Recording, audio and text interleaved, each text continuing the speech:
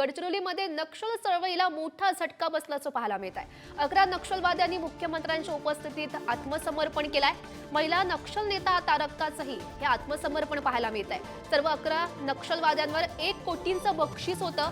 उत्तर गडचिरोली नक्षलमुक्त करणार असं आता मुख्यमंत्र्यांनी निर्धार केलाय। दक्षिण गडचिरोली लवकरच नक्षलमुक्त करणार असं फडणवीस म्हणतात। मला या गोष्टीचा अतिशय आनंद आहे की आमच्या पोलिसांनी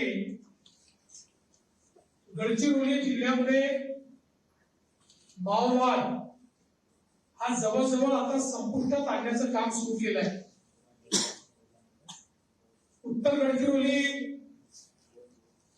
आता माओवादापासून मुक्त झाली आहे आणि लवकरच दक्षिण गडचिरोली ही माओवादापासून मुक्त होईल याबद्दल माझ्या मनात कुठलीही शंका नाही।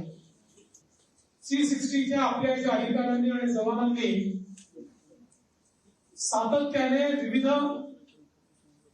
चकमकीमध्ये शौर्य दाखवत आपला गव्हर्नन्स तयार केला आणि अनेक